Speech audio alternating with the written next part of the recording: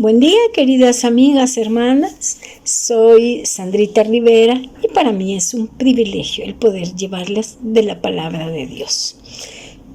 Hoy vamos a ver parte del capítulo 1 de Colosenses. Lo vamos a terminar desde el versículo 24 para terminar en el capítulo 2, versículo 7.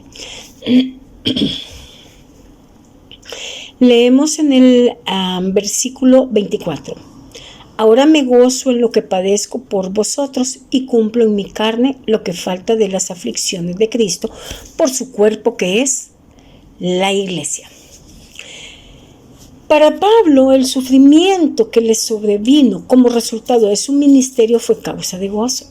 Estaba consciente que sus padecimientos por causa de la palabra de Dios le dieron la oportunidad de tener comunión, no solamente con los santos de la antigüedad, sino también con Cristo mismo. Tanto amaba el cuerpo de Cristo que estaba contento poder continuar el servicio que Cristo había empezado a favor de la iglesia. Ahora voy a dejarles otra pregunta. ¿Estamos nosotros dispuestos también a conocer la comunión de su sufrimiento para el beneficio del cuerpo de Cristo? En estos mismos momentos en que estaba escribiendo, se encontraba en la cárcel por causa de su ministerio entre los gentiles. Cuando habla Pablo de cumplir lo que falta de las aflicciones de Cristo por su cuerpo, no se trata de la obra redentora de Cristo. Esta obra se cumplió perfectamente una vez y para siempre en la muerte de Cristo, recordando que resucitó al tercer día. Es necesario exponernos para la edificación del cuerpo y la extensión del Evangelio de Cristo. Dice la palabra, de lo cual fui hecho ministro según la administración de Dios que me fue dada para con vosotros, para que anuncie cumplidamente la palabra de Dios. Pablo no se puso a sí mismo en esta posición de servir a la iglesia como apóstol de los gentiles, sino que fue hecho ministro por Dios mismo. Pero reconoció también que Dios le había llamado para ser ministro, o sea, un siervo del cuerpo de Cristo.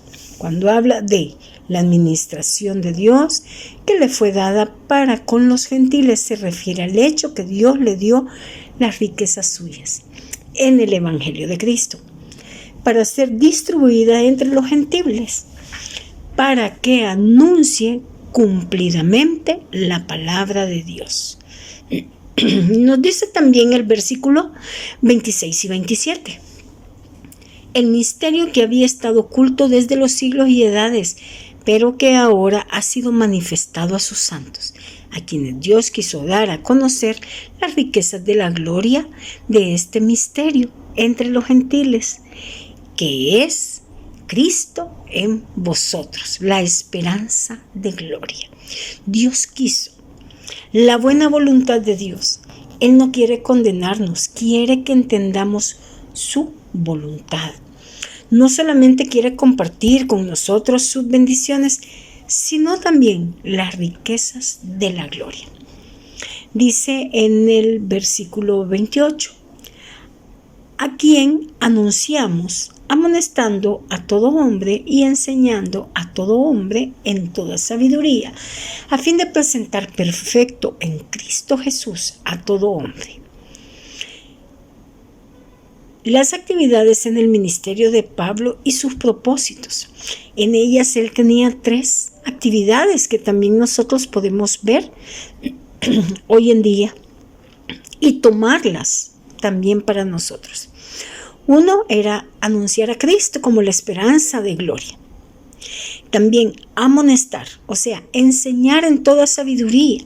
Si vamos a tener éxito como siervos de Dios y del cuerpo de Cristo en la enseñanza del Evangelio, necesitamos mucha sabiduría y debemos anunciar solamente la sabiduría divina, no la de los hombres.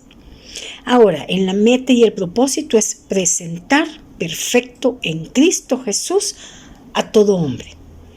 Perfecto, completo, completamente desarrollado y maduro. Esto quiere decir que Pablo quería lograr la madurez, completar el desarrollo o crecimiento de toda la iglesia, posible mediante la influencia de Dios en su palabra en la vida de cada uno de nosotros. Pero recordemos, solamente en Cristo podemos ser perfectos delante de Dios. No por lo que yo sé o por lo que yo tengo o por lo que yo siento, sino por medio de Jesucristo. Dice en el versículo 29, para lo cual también trabajo, luchando según la potencia de Él, la cual actúa poderosamente en mí. No solamente tenía buenos planes y metas en su servicio a Cristo por el cuerpo del Señor, también hizo un gran esfuerzo personal. La palabra trabajo significa que trabajó hasta estar rendido. Dice 1 de Timoteo 4:10, que por esto mismo trabajamos y sufrimos oprobios, porque esperamos en el Dios viviente, que es el Salvador de todos los hombres, mayormente de los que creen. Pregunta, ¿trabajamos nosotros así? Su obra no terminó con la conversión del pecador. Siguió en sus esfuerzos para lograr la madurez de los nuevos cristianos. Aunque Pablo hizo gran esfuerzo, reconoció que todo este esfuerzo humano nunca lograría el fin deseado sin el poder divino. Así que nuestra lucha personal, como también nuestra lucha por lograr la madurez del cuerpo de Cristo, tiene que hacerse según la potencia de Él, la cual actúa poderosamente en nosotros. Aquí termina el capítulo 1 de Colosenses, pero quiero también ya en el capítulo 2, versículos del 1 al 7, vamos a ver las señales de una iglesia fiel. Y dice la palabra, en el capítulo 2, versículo 1, porque quiero que sepáis cuán gran lucha sostengo por vosotros y por los que están en la Odisea y por todos los que nunca han visto mi rostro. La lucha de Pablo en su ministerio. El trabajo de Pablo no se limitó a los lugares que él mismo había evangelizado personalmente, sino que él se preocupó también por aquellos que no conocía personalmente. Sintió también responsabilidad por el crecimiento espiritual de ellos.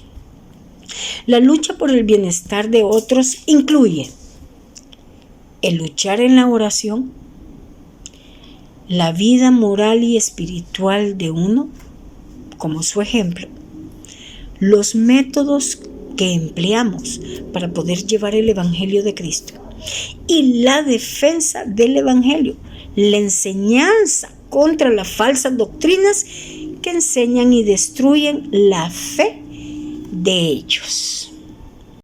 Dice el versículo 2, para que sean consolados sus corazones, unidos en amor, hasta alcanzar todas las riquezas de pleno entendimiento, a fin de conocer el misterio de Dios, el Padre y de Cristo. Ellos tenían valor en su corazón, estaban unidos en amor, con toda seguridad, y podían resistir la enseñanza falsa. Tenían disciplina, pero también andaban con Cristo, reteniendo la fe y abundante en acciones de gracias. Los propósitos de la lucha de Pablo en su ministerio, la consolación, o sea, el ánimo y fuerza espiritual, la unidad, que es el amor en el poder, es el poder que une el cuerpo de Cristo. Esta unidad hace posible el continuo crecimiento del cuerpo en el conocimiento de la verdad. El pleno entendimiento de la verdad de Dios revelada en el misterio del Evangelio de Cristo. La división impide nuestro crecimiento aún en el conocimiento de la doctrina de Cristo. Cuando entendemos plenamente, tenemos plena seguridad. El pleno entendimiento elimina las dudas y la debilidad que ellas pueden causar a la fe del cristiano. En el versículo 3 dice: en quien están escondidos todos los tesoros de la sabiduría y del conocimiento. Hay diferentes fuentes de sabiduría y conocimiento en este mundo, pero hay solamente una fuente de la cual podemos recibir todos los tesoros de la sabiduría y del conocimiento sobre la vida presente y la venidera, y esta fuente es Cristo. La plena verdad es que en Cristo encontramos toda la verdad, y toda esta verdad de Cristo fue revelada en el primer siglo a los apóstoles y los profetas y ha sido transmitida a nosotros en las sagradas escrituras que conocemos como la Biblia, que es la palabra de Dios. Estos tesoros están escondidos únicamente de aquellos que los buscan en otras fuentes más que Cristo. La sabiduría en Cristo es abundante y es para todos, dice el versículo 4. Y esto lo digo para que nadie os engañe con palabras persuasivas. Pero el maestro del engaño todo lo quiere hacer difícil y ganarse el prestigio de sabio para mantener cautivos a sus siervos, para convencerles que ellos no podrán entender. El grave error en Colosas es el mismo que encontramos en todos lados, el de pensar que la verdad no puede ser entendida por todos. Hay muchos hombres elocuentes y astutos enseñando falsas doctrinas. Pablo quiere que los colosenses entiendan lo que todo el mundo necesita saber. Es posible y fácil ser engañado por personas que emplean palabras persuasivas, y la única defensa contra este peligro es el ampararse del conocimiento verdadero que en Cristo se encuentra. Vemos en el versículo 5: porque aunque estoy ausente en el cuerpo, no obstante en espíritu estoy con vosotros, gozándome y mirando vuestro buen orden y la firmeza de vuestra fe en Cristo. La fidelidad de los colosenses causa gozo a Pablo en su ministerio. Se interesaba por su bienestar espiritual y gozaba al saber de su firmeza. Ahora, 2 atributos de esta iglesia lo llenaron de gozo y confianza a Pablo: su buen orden, o sea, su disciplina, y la firmeza de su fe en Cristo. Son 2 elementos esenciales para poder defenderse contra la amenaza de las doctrinas falsas que estaban enfrentando esta congregación. Y dice en los versículos 6 y 7: por tanto, de la manera que habéis recibido al Señor Jesucristo, andad en Él, arraigados y sobreedificados en Él, confirmados en la fe, así como habéis sido enseñados, abundante en acciones de gracias. Ellos habían aprendido el evangelio verdadero. Epafras les había enseñado bien, habían obedecido el evangelio correctamente. No debían dudar ni buscar otro camino mejor, sino practicar lo que habían recibido ya.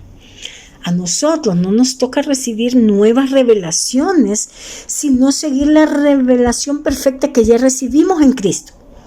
No es suficiente conocer a Cristo, hay que andar en Él, o sea, vivir la vida que Él nos enseña por su ejemplo y su palabra. No es suficiente empezar bien, es necesario perseverar fiel en Cristo. Necesitamos estar arraigados en Cristo como raíces del árbol que se profundizan en la tierra para poder soportar las tormentas y perdurar en tiempos de sequía. Así debe ser el cristiano, nosotros como cristianos en el Señor. Gracias a Dios por este día. Nos escuchamos el día de mañana.